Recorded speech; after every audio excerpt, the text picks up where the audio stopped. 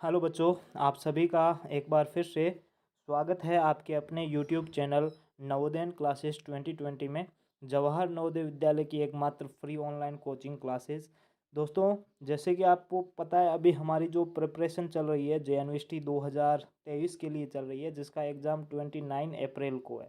ठीक है, पीछे मात्र कुछ ही दिन बचे हैं, जिसमें आपके बीच में कुछ बच्चों के एग्ज़ाम भी है बोर्ड के 5th क्लास के, और बाकी अगर माना जाए तो 10 या 12 दिन ही बचे हैं आपकी तैयारी के लिए।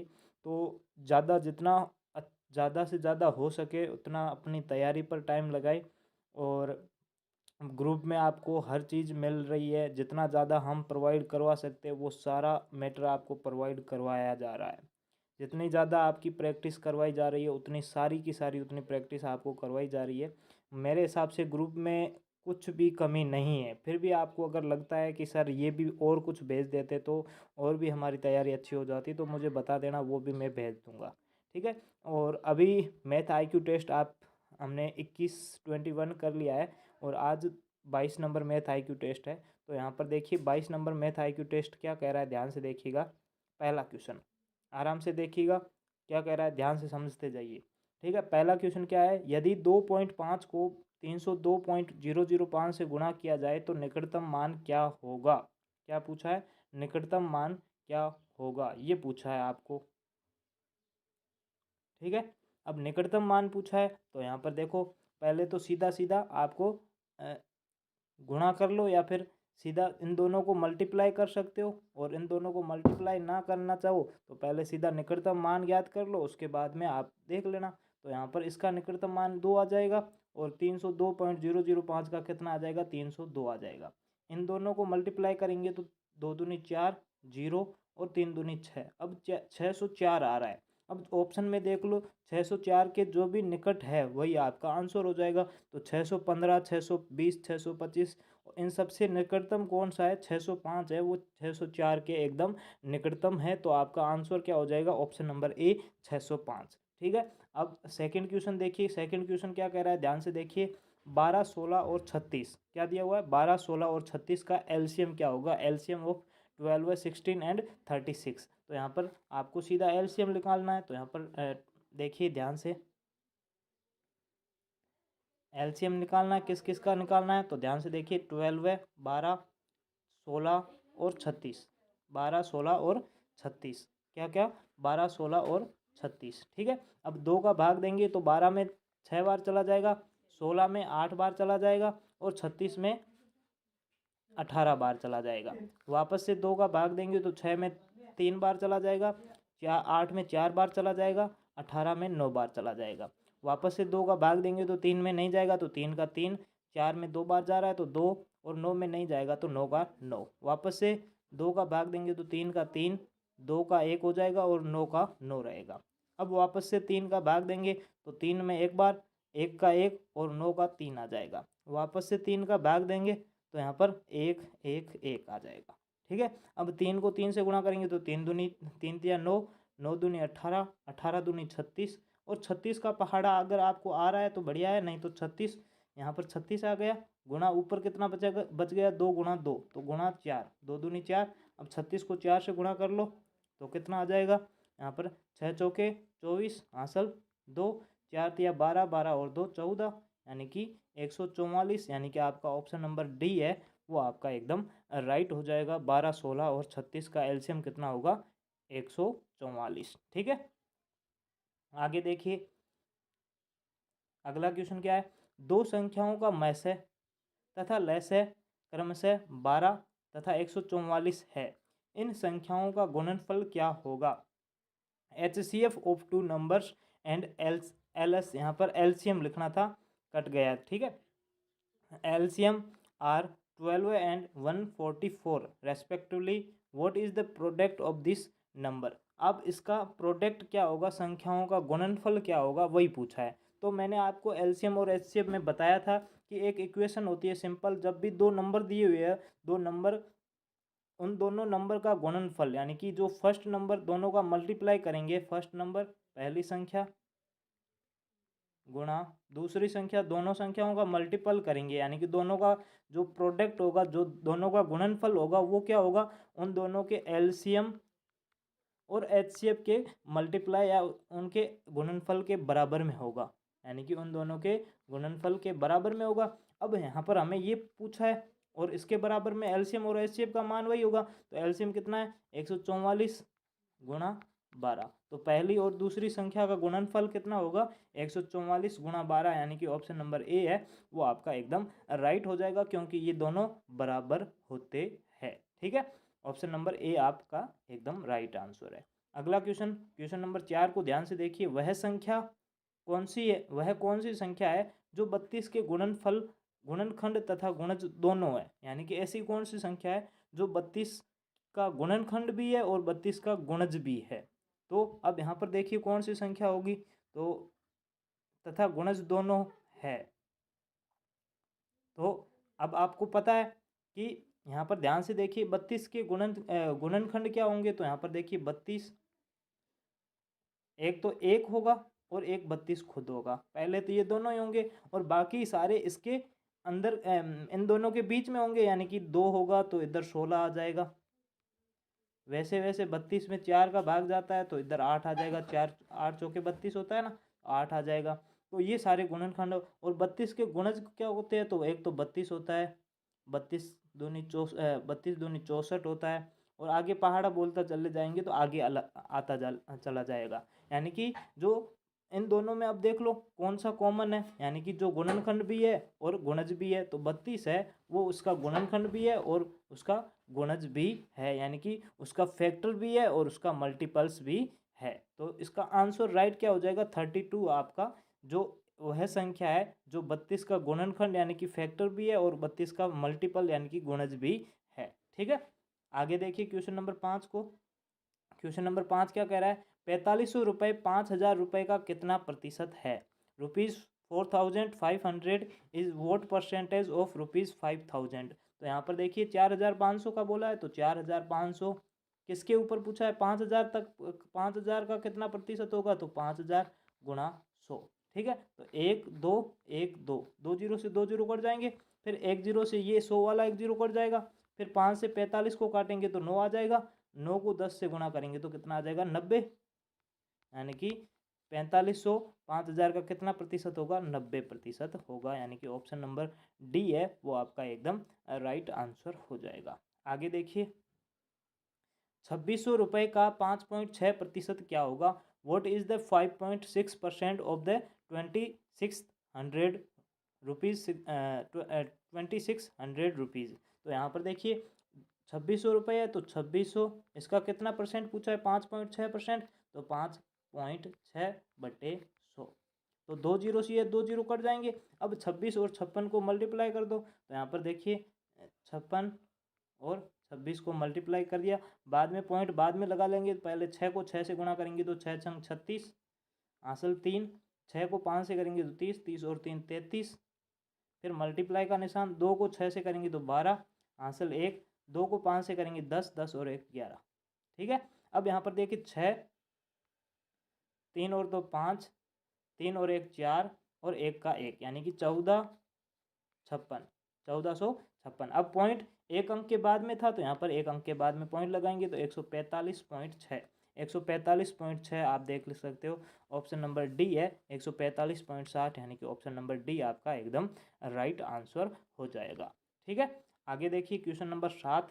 क्वेश्चन नंबर 7 क्या कह रहा है, ध्यान से देखिएगा कि 7,77,777 को 11 से भाग दिया जाए तो भागफल क्या होगा। When 7,77,777 is divided by 11, what is the quotient. तो क्वोशंट क्या पूछा है, भागफल पूछा है, तो सीधा भाग देना है, तो यहाँ पर अपन भाग दे देते हैं। इसको थोड़ा सा जूम करके आपको अच्छे से बताता हूँ, ध्यान से देखिएगा।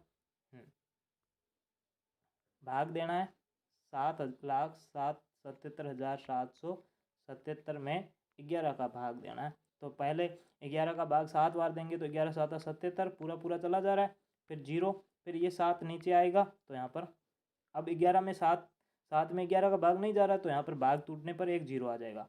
दूसरा वाला 7 नीचे आएगा, फिर 11 वापस 7 बार पूरा पूरा चला जाएगा, 11 7 77, पीछे 0 बचेगा। ये वाला 7 नीचे आएगा, अब वापस 7 में 11 का भाग नहीं जा रहा है, तो यहाँ पर 0, फिर दूसरा वाला 7 आएगा, यहाँ पर 7 और वापस 7 बार पूरा पूरा भाग चला जाएगा। तो आंसर क्या आ रहा है? 70,707।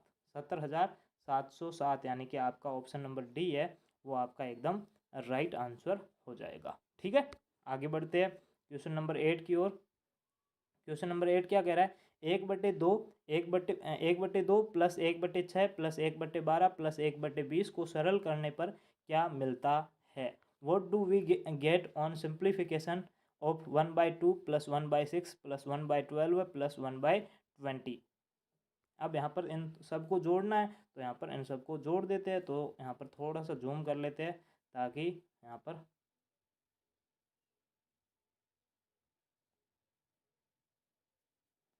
अब यहाँ पर देखिए ध्यान से कि किस किस को जोड़ना है। 1/2 प्लस 1/6 प्लस 1/12 प्लस 1/20। पहले तो इन सब का लसअप लेंगे, तो लसअप लेंगे तो कितना आ जाएगा? 60। 60 आ जाएगा। 60 में 20 का भी भाग जाता है और 12 का भी जाता है, 2 का भी जाता है, 6 का भी जाता है। तो इन सब का लसअप आप वैसे एलसीएम आप ज्ञात करोगे तो भी कितना आ जाएगा? 60 आ जाएगा। यहाँ पर मैं फाइंड आउट नहीं कर रहा हूँ, डायरेक्ट आपको बता रहा हूँ, इसका एलसीएम 60 आ जाएगा। ठीक है, आप एक बार ज्ञात कर लेना जिसको डाउट है वो। ठीक है, 60 आ गया। 60 में 2 का भाग देंगे तो 30, 30 को 1 से गुणा करेंगे तो 30, प्लस 60 में 6 का भाग देंगे 10, 10 को 10 1 से गुणा करेंगे तो 10, प्लस 60 में 12 का भाग देंगे तो 12 पंजू 60 और 5 को 1 से गुणा करेंगे तो 5, प्लस 12 में 20 का भाग देंगे तो 3, 3 को 1 से गुणा करेंगे तो 3। 10 और 30 10 और 30 और 10 40, 40 और 5 45, 45 और 3 48, 48/60। अब ये दोनों किससे कट रहे हैं? 4 से कट रहे हैं, तो 4 से काट दो। तो 12 चौके 48 और 15 चौके 60, 12/15। वापस 3 से कट रहे हैं, तो 4 तिया 12 और 5 तिया 15, यानी कि आंसर क्या आ जाएगा? 4/5 आपका राइट आंसर हो जाएगा। अब यहाँ पर देखिए 4/5 ऑप्शन नंबर ए में दिया हुआ है, यानी कि ऑप्शन नंबर ए है वो आपका एकदम राइट आंसर हो जाएगा। अगला देखिए क्वेश्चन नंबर 9। क्वेश्चन नंबर 9 क्या कह रहा है? ध्यान से देखिए कि 3 सही 3/5 का दशमलव समतुल्य क्या होगा? What is the decimal equivalent of 3/5? अब यहाँ पर 3/5 का पूछा है, तो आपको क्या करना है? सबसे पहले ये मिक्स्ड फ्रैक्शन यानी कि मिश्र भिन्न में दिया हुआ है, इसको आपको सिंपल फ्रैक्शन में कन्वर्ट करना है। तो सिंपल फ्रैक्शन में कन्वर्ट कैसे करोगे? पहले इसको और इसको दोनों को गुणा करोगे, 3 को 5 से गुणा करोगे, 5 या 15, 15 और ऊपर वाले 3 को ऐड करेंगे तो 15 और 3 18, और नीचे जो दिया हुआ है 5 दिया हुआ है तो नीचे 5 आ जाएगा। ठीक है, अब ये आ गया। ऐसे भी आप कर सकते हो, और अगर ऐसे नहीं करना चाहते हो, अब ऐसे आ गए ना, अब 5 में 18 में 5 का भाग दोगे तो आपका आंसर आ जाएगा। ठीक है, भाग दे दो तो कितना आ जाएगा? 5 या 15, 3 बार पूरा पूरा चला जाएगा, पीछे 3 बचेगा, फिर पॉइंट लग गया तो यहाँ पर 0, 5 में 3 का 6 बार पूरा पूरा चला जाएगा, 30 आ जाएगा। ठीक है, 30 में 5 का भाग देंगे तो 6 आ जाएगा। तो 3.5 सॉरी 3.6, 6×5 30 होता है, तो 3.6 आपका आंसर हो जाएगा। तो 3.6 यहाँ पर देख लीजिए कहाँ पर है।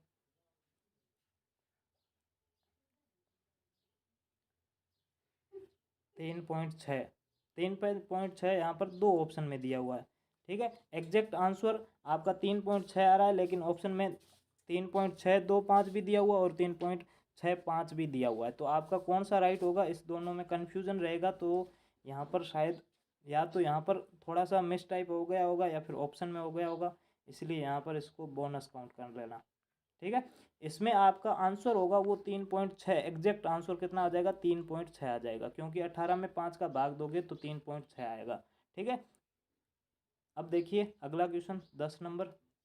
यहाँ पर देखिए क्या दिया हुआ है कि 65,067 में छोटी से छोटी कौन सी संख्या घटाई जाए कि वह 13 से पूर्णतया विभाजित हो जाए। यानी कि 65,067 में ऐसी कौन सी छोटी से छोटी संख्या को घटा दे कि वो 13 का उसमें पूरा पूरा भाग चला जाए। What is the least number to be subtract from 65,067 so that it is completely divisible by 13। अब आपको वो लिस्ट नंबर फाइंड आउट करना है, वो छोटी से छोटी संख्या ज्ञात करनी है। तो पहले तो सीधा सीधा 13 का भाग दे दो 65,067 में। तो यहाँ पर देखते हैं 65,067 में 13 का भाग देते हैं।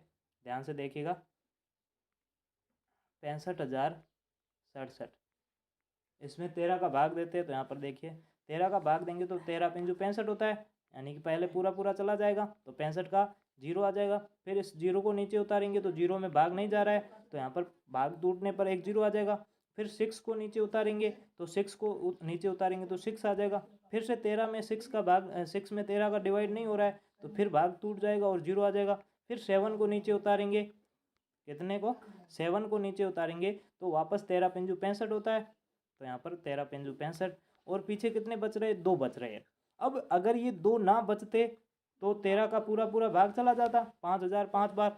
अब हम क्या घटाएंगे इस संख्या में 67,000 67,067 में अगर 2 को घटा दे तो कितना आ जाएगा, 65,065 आ जाएगा।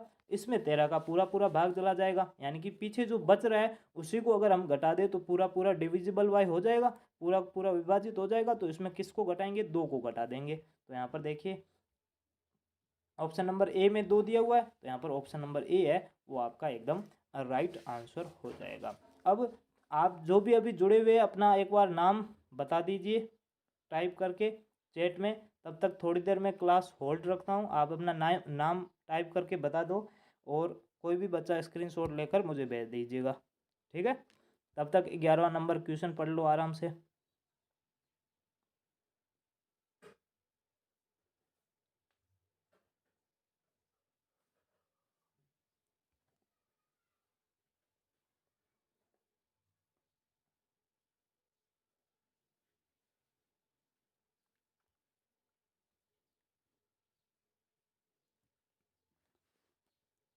आगे बढ़े अब, तो यहाँ पर देखो अगला क्वेश्चन 11 नंबर क्या कह रहा है, 37 और 29 के गुणनफल में से क्या घटाया जाए कि परिणाम 1000 आ जाए। Vote should be subtract from the product 37 and 29 so that the result is 1000। अब यहाँ पर आपको पहले तो ये ज्ञात करना पड़ेगा कि 37 और 29 को ज्ञात गुणनफल दोनों को गुणा करेंगे तो आएगा कितना। पहले जो आएगा गुणनफल उसमें से अपन कितना घटाए कि 1000 आ जाए, तो पहले तो इन दोनों का मल्टीपल ज्ञात करते हैं, मल्टीप्लाई करते हैं इन दोनों को। तो यहाँ पर 37 गुणा 29, ठीक है। तो 9 को 7 से गुणा करेंगे तो 9 7 63, आंसर 6। 9 को 3 से करेंगे तो 27, 27 और 3 30, 30 और 3 33, यानी कि 333। फिर एक मल्टीप्लाई का निशान, 37 दूनी 7 दूनी 14, हासिल 1, 3 दूनी 6 और 1 7, 37 दूनी 74। अब इन दोनों को जोड़ेंगे तो 3 7 3 और 4 7 और 7 और 3 10, यानी कि 1073 आ रहा है। कितना आ रहा है, 1073। अब 1073 में क्या घटाएं कि रिजल्ट 1000 आ जाए। तो आपको सिंपल पता है कि अगर इसमें से 73 को घटा देंगे, कितने को 73 को घटा देंगे, 73 को घटा देंगे तो रिजल्ट क्या आ जाएगा, 1000 आ जाएगा। और वैसे आप अगर कोई बड़ी संख्या है तो यहाँ पर ये प्लस में इधर आएगा तो माइनस में, एक्स उधर जाएगा तो प्लस में हो जाएगा। तो सिंपल आपको 1073 में से 1000 को माइनस करोगे तो क्या आ जाएगा, 73 आ जाएगा, 73 आ जाएगा, जो कि आपका आंसर होगा। यानी कि ऑप्शन नंबर सी है वो आपका एकदम राइट आंसर हो जाएगा। आगे देखिए क्वेश्चन नंबर 12 को 12 नंबर, एक अंक की छोटी से छोटी अभाज्य संख्या क्या हो सकती है। अब आपको एक अंक की पूछिए और सबसे छोटी से छोटी पूछिए, तो आपको पता है कि सबसे छोटी से छोटी संख्या कौन सी है, what will be the smallest prime number of 1 digit. अब स्मॉलेस्ट, सबसे स्मॉलेस्ट नंबर कौन सा है, स्मॉलेस्ट प्राइम नंबर कौन सा है, तो आपको पता होना चाहिए 2 है। अगर 1 का बात किया जाए तो ये तो न तो अभाज्य संख्या है न ही भाज्य है, ठीक है, ना तो प्राइम नंबर है और ना ही जो कंपोजिट नंबर है। एक का ध्यान रखना, सबसे छोटा जो प्राइम नंबर है वो 2 है और सबसे छोटा जो कंपोजिट नंबर है वो 4 है। यानी कि सबसे छोटी जो भाज्य संख्या है वो 4 है, सबसे छोटी अभाज्य संख्या है वो 2 है, और एक न तो भाज्य संख्या और न ही अभाज्य संख्या है। तो यहाँ पर ऑप्शन नंबर सी है वो आपका एकदम राइट आंसर हो जाएगा। मेरे हिसाब से ये बहुत ही सरल था और एग्जाम के पॉइंट ऑफ व्यू से बहुत अच्छे अच्छे क्वेश्चन आ रहे हैं। आगे देखिए 13 नंबर क्वेश्चन, अंक दिए हुए अंकों 2 0 5 6 तथा 1 से बनने वाली छोटी से छोटी 5 अंकों की सम संख्या कौन सी होगी। यहाँ पर आपको छोटी से छोटी इवन नंबर पूछिए, 5 अंकों की सम संख्या पूछिए। What is the smallest 5 digit number, 5 digit even number, 5 digit even number that can be formed from the digit 2 0 5 6 and 1। अब यहाँ पर आपको डिजिट दिए हुए, क्या दिया हुआ है, 2 2 0 5 6 and 1, 2 0 5 6 and 1। तो यहाँ पर एक बार टाइप कीजिए 2 0 5 6 and 1। ठीक है। अब इससे आपको छोटी से छोटी संख्या, पहले तो छोटी से छोटी बनाओ, अगर वो सम ऑलरेडी बन जाती है यानी कि स्मॉलेस्ट इवन नंबर बन जाता है तो ठीक है, नहीं तो फिर उसको पीछे वाले जो भी आपका जो डिजिट होगा उसको चेंज कर देना। तो पहले तो इसको छोटी से छोटी स्मॉलेस्ट नंबर बनाते हैं। तो यहाँ पर देखिएगा स्मॉलेस्ट डिजिट बनाते हैं। तो यहाँ पर देखिए सबसे पहले स्मॉलेस्ट डिजिट 0 है, छोटा से छोटा, तो आपको 0 को हमेशा दूसरे नंबर पर रखना है। किस पर? दूसरे नंबर पर रखना है। तो यहाँ पर देखिए पहले 1 आ जाएगा तो 1, उसके बाद में 0, उसके बाद में 2, उसके बाद में 5, उसके बाद में 6। आप देखोगे कि ये पीछे वाला अंक क्या है, 6 दिया हुआ है, यानी कि ये पहले से सम संख्या है, यानी कि ये ऑलरेडी सम संख्या है। तो सबसे छोटी संख्या कौन सी बन जाएगी? सबसे छोटी सम संख्या 10,256। क्या बन जाएगी? 10,256। मेरे हिसाब से ये समझ में आ चुका होगा आपको। ठीक है, तो 13% समझ में आ चुका होगा। अगला क्वेश्चन नंबर 14 को देखते हैं। क्वेश्चन 14 क्या कह रहा है, ध्यान से देखिएगा। यदि एक व्यक्ति 1,000 रुपये उधार लेकर 2 वर्ष बाद 1,200 रुपये वापस किए तो उसने कितने प्रतिशत वार्षिक ब्याज दिया? अब आपको यहाँ पर पूछा है कितने प्रतिशत वार्षिक ब्याज की दर पूछी है आपको, यानी कि वार्षिक ब्याज की दर कितनी होगी वो आपको पूछा है। If a person borrowed ₹1,000 and return ₹1,200 after 2 year, then what percentage annual interest rate did he pay? यानी कि उसने कितने परसेंट पर उसने पे किया। तो अब यहाँ पर आपको पता है ये क्या है, 1,000 रुपये तो मूलधन है, यानी कि आपका प्रिंसिपल है, और 1,200 रुपये मिश्रधन है जो कि उसने टोटल वापस दिया है। तो ये टोटल अमाउंट है, 2 साल बाद टोटल अमाउंट वापस किया। अब आपको लाभ का फॉर्मूला पता होता है कि लाभ कैसे निकालते हैं, लाभ क्या, साधारण ब्याज कैसे निकालते हैं। तो मिश्रधन में से मूलधन को घटाएंगे, यानी कि जो टोटल अमाउंट पे किया है उसमें से हमने जितना उधार लिया था उसको घटा देंगे, तो हमने ऊपर कितना पे किया यानी कि ब्याज कितना दिया वो पता चल जाएगा। तो यहाँ पर 1,200 में से 1,000 को घटाएंगे तो 200 रुपये आ जाएगा, यानी कि 200 रुपये क्या है, साधारण ब्याज है। 200 रुपये साधारण ब्याज आ गया। अब साधारण ब्याज का फॉर्मूला लगा लो। तो साधारण ब्याज ऐसा ही बराबर PRT/100, PRT/100, यानी principal into rate into time by 100, मूलधन गुणा दर गुणा समय बटे 100। अब ब्याज कितना आ गया, ब्याज 200 आ गया, तो 200 बराबर मूलधन कितना है, मूलधन 1,000 रुपये, तो 1,000 गुणा दर हमें पूछी है तो R गुणा समय 2 वर्ष है तो 2/100। ठीक है। अब यहाँ पर 1 0 2 0 से 2 0 कट जाएंगे, 10 को 2 से गुणा करेंगे तो 20, तो यहाँ पर कितना आ जाएगा 200 बराबर, इधर 10 और 2 को गुणा करेंगे तो 20 गुणा R। ठीक है। अब 20 क्या है, R के गुणा में इधर आएगी तो भाग में हो जाएगा, तो यहाँ पर 200/20 बराबर R। 200 में 20 का भाग देंगे तो 10 आ जाएगा, यानी कि R कितनी हो जाएगी, रेट कितनी हो जाएगी, 10%। कितनी हो जाएगी, 10%, यानी कि ऑप्शन नंबर बी है वो आपका एकदम राइट आंसर हो जाएगा। आगे देखिए क्वेश्चन नंबर 15 क्या दिया हुआ है। एक व्यक्ति ने कुछ संतरे 15 रुपये के 5 के भाव से खरीदे तथा इन्हें 16 रुपये में 4 के भाव से बेच दिए, उसका लाभ प्रतिशत बताओ। ये मैं लाभ और हानि की जो मैराथन क्लास थी उसमें भी ऐसे टाइप के क्वेश्चन करवा चुका हूँ, और यहाँ पर वापस आ गया। वापस से एक बार समझ लीजिए कैसे करेंगे। A person bought some orange at the rate of 4 rupees 15 and sold them at the rate of 4 rupees 16। What is his profit percentage. आपको प्रॉफिट परसेंट पूछा है, तो यहाँ पर ध्यान से देखिए किसको कैसे करेंगे। इसको थोड़ा सा छोटा कर लेते हैं।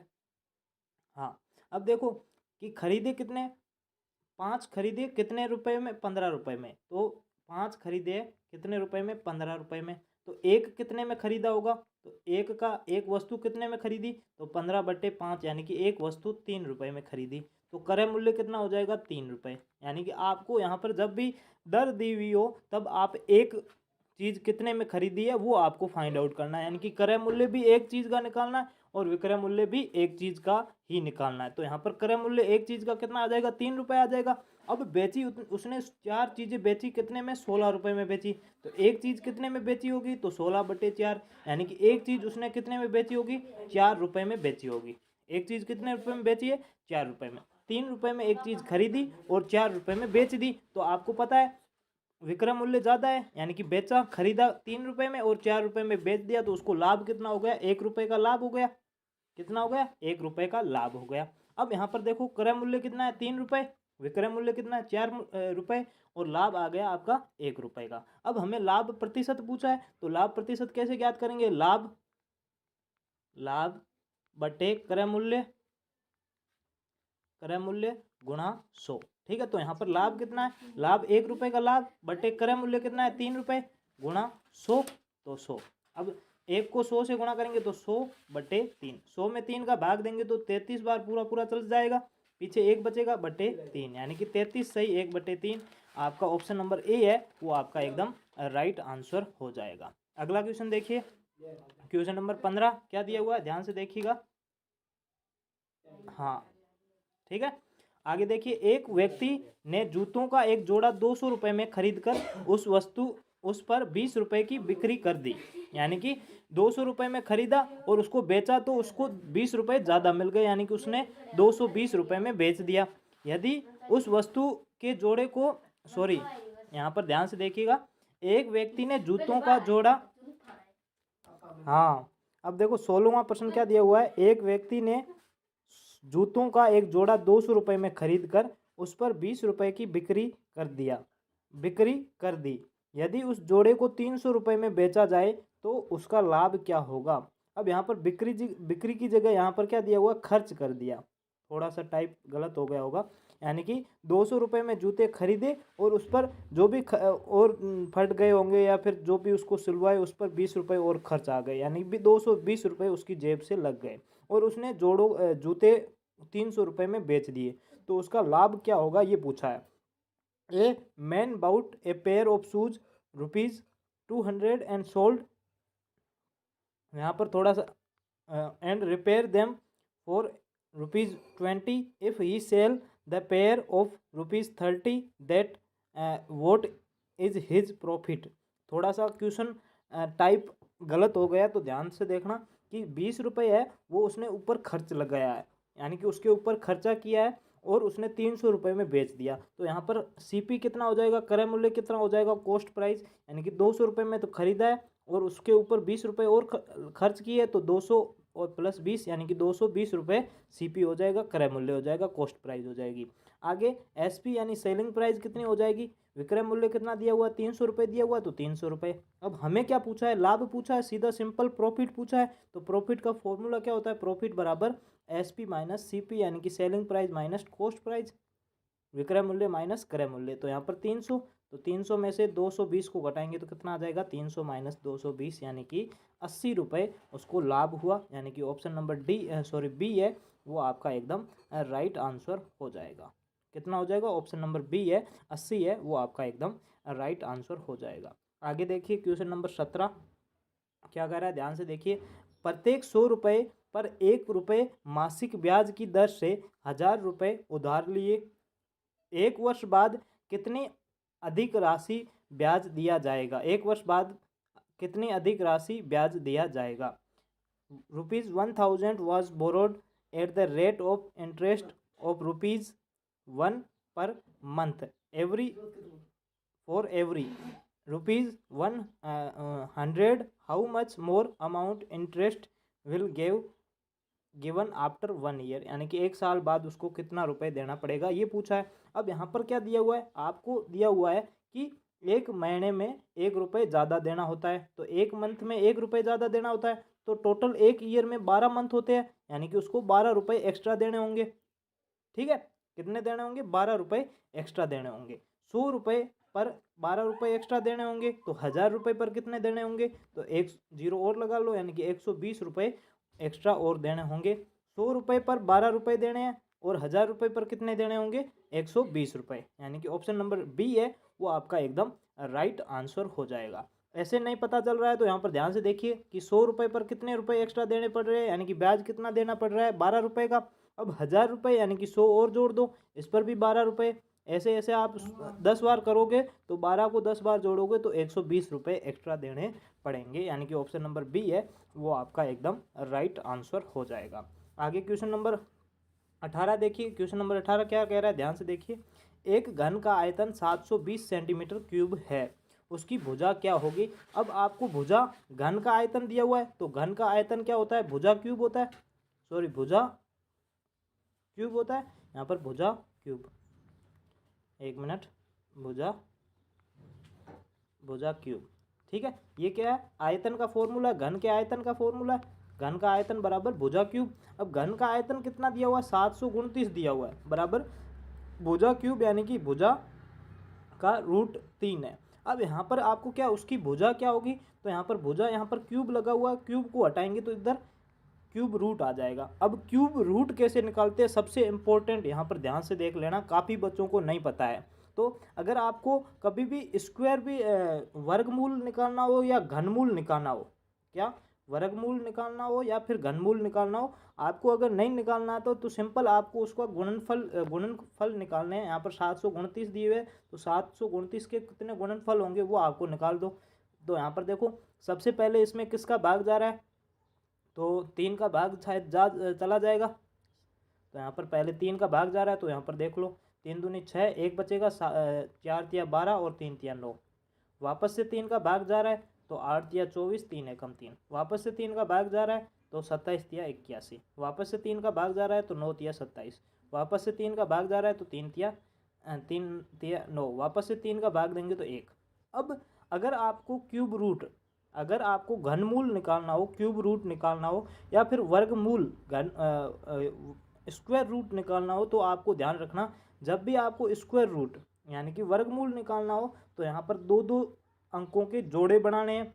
अगर आपको घनमूल निकालना है तो यहाँ पर 3-3 अंकों के जोड़े बनाने हैं। अब यहाँ पर हमें तो क्यूब रूट निकालना, घनमूल निकालना है, क्योंकि आयतन और आयतन में हमेशा घनमूल निकालना होता है और क्षेत्रफल में वर्गमूल निकालना होता है। तो यहाँ पर देखिए, यहाँ पर घनमूल निकालना है तो यहाँ पर 3-3 के जोड़े बना दो, तो एक ये ऊपर वाला जोड़ा बन जाएगा और ये नीचे वाला जोड़ा बन जाएगा। तो कितने जोड़े बन गए, 2 बन गए। तो पहले वाला एक जोड़े में 3 है और दूसरे में भी 3 है, तो 3 को 3 से गुणा करेंगे तो कितना आ जाएगा, 9। यानी कि 729 का क्यूब रूट कितना आ जाएगा, यानी कि 729 किसका क्यूब है या उसका क्यूब रूट क्या होगा, तो 9 आ जाएगा। तो उसकी भुजा क्या हो जाएगी, तो उसकी भुजा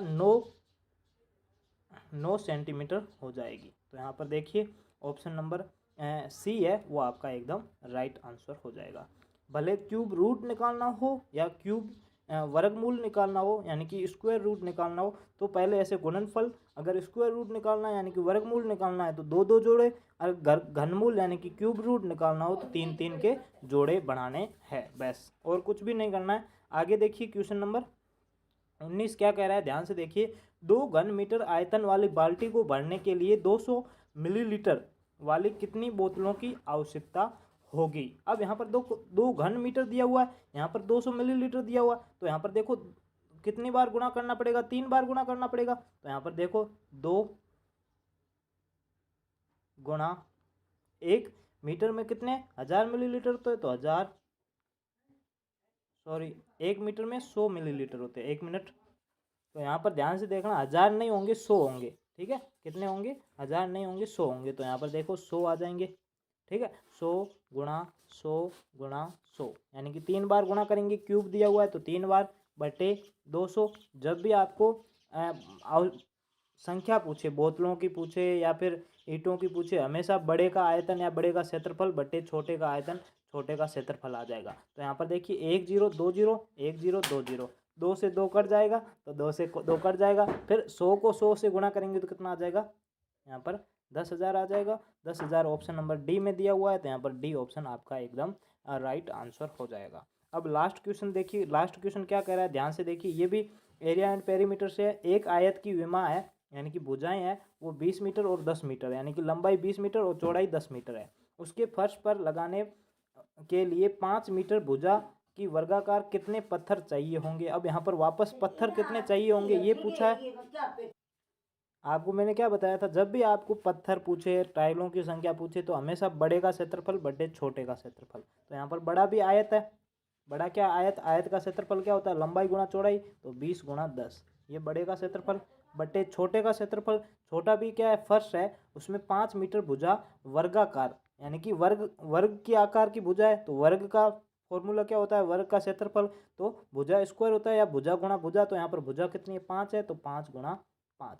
अब 5 से 20 कटेगा 4 बार, गुणा 5 से 10 कटेगा 2 बार, 2 को और 4 को गुणा करेंगे तो 4 दूनी 8, यानी कि उसमें टाइलें कितनी लगेगी, 8 टाइलें लगेगी। यानी कि ऑप्शन नंबर डी है वो आपका एकदम राइट आंसर हो जाएगा। ठीक है, मेरे हिसाब से आप सबको ये सेशन बहुत ही अच्छा लगा होगा। अगर हेल्पफुल कुछ भी रहा होगा तो नीचे कमेंट ज़रूर कीजिए, अपना नाम बताइए, आपको कितने मार्क्स आए ये कमेंट करके ज़रूर बताइए। चैट में मत लिखना, कमेंट करके बताना। ठीक है, क्लास ख़त्म होने के बाद में नीचे कमेंट बॉक्स वाला ऑप्शन आता है, उसमें कमेंट ज़रूर करें। और जैसे भी आपको क्लास अच्छी लगे तो अच्छे रेस्पॉन्स दे, और अगर कुछ कमी रह गई हो तो हमें ज़रूर बताइए कि क्या कमी रह गई है, और हम आगे से आगे उसको ज़रूर सुधारने का प्रयास करेंगे। ठीक है, बाकी आपकी एग्ज़ाम बहुत नज़दीक है, और भी आपको अगर ग्रुप में कुछ भी चाहिए होगा तो हमें पर्सनल मैसेज कर दीजिएगा। मैं आपको हर सुविधा प्रोवाइड करने के लिए ज़रूर कोशिश करूँगा, जितना ज़्यादा हो सके हम प्रोवाइड करवा रहे हैं आपको। और उसके बाद में भी आप अगर फ़ायदा नहीं ले रहे हो तो आपकी गलती होगी, उसमें हम तो बाद में क्या कर सकते हैं। ठीक है दोस्तों, आज के लिए इतना ही, फिर मिलते हैं नेक्स्ट IQ टेस्ट सीरीज़ के अगले पार्ट में। आप तब तक इंतज़ार कीजिए। Okay bye, thank you so much.